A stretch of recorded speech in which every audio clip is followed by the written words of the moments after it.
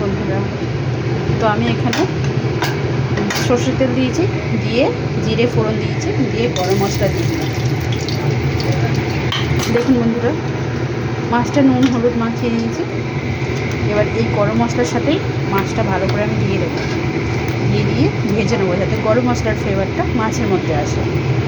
দেখুন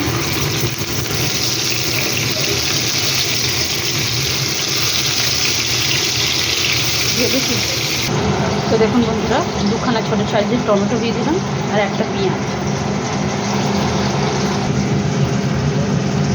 তো এর মধ্যে আমি দিলাম জিরে বাটা, মানে জিরে গুঁড়ো, সরি ধনে গুঁড়ো আর হলুদ গুঁড়ো। এটাকে আমি পেস্ট করে ফিরছি। এভাবে মাছটা একটু উল্টে দেবো, বেশি ভাজবো না, অল্প অল্প ভাজবি।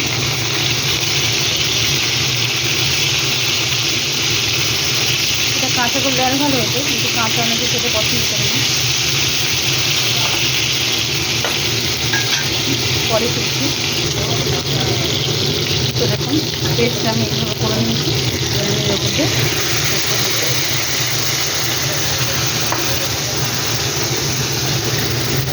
যদি একটু জলও একবারে দিয়ে দেবো।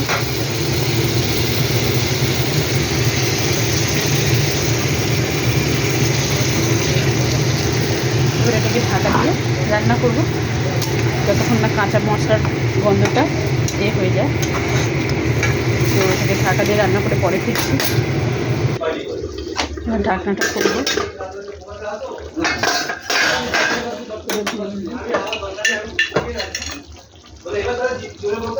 চিনি দিলাম,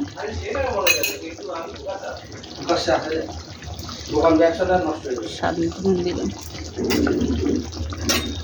দিয়ে এটাকে ঢাকা দিয়ে করবো, অন্য গ্যাসে ট্রান্সফার করব। তো করে ফিরছি।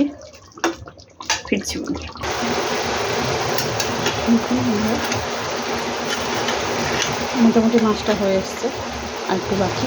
এবার ঢাকনাটা খুলেই কষাবো, কষিয়ে ফিরছি। দেখুন বন্ধুরা, এখানে আমি কাজু বাদাম শুকনো পেস্ট করে রেখেছি, এটা দিয়ে দিই। 1 চামচ মতো কাজু বাদাম বাটা দিয়ে দিলাম।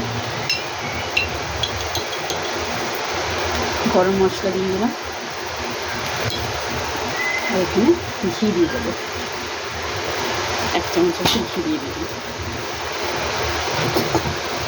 তো এটাকে নেড়ে চেড়ে পরে ফিরছি, ঢাকা দিয়ে 5 মিনিট পরে ফিরছি। দেখুন বন্ধুরা, নাড়া হয়ে গেছে। এবার আমি ঢাকা দেবো, ঢাকা দিয়ে পরে ফিরছি। দেখুন আমার রান্নাটা কমপ্লিট হয়ে গেছে, মাছ থেকে তেল বেরিয়ে গেছে। তো আপনারা ট্রাই করবেন, ট্রাই করে কমেন্ট সেকশনে কমেন্ট করে আমাকে জানাবেন রেসিপিটা কেমন লেগেছে। ভালো লাগলে লাইক কমেন্ট শেয়ার, আমার চ্যানেলটা সাবস্ক্রাইব করুন। Bye bye.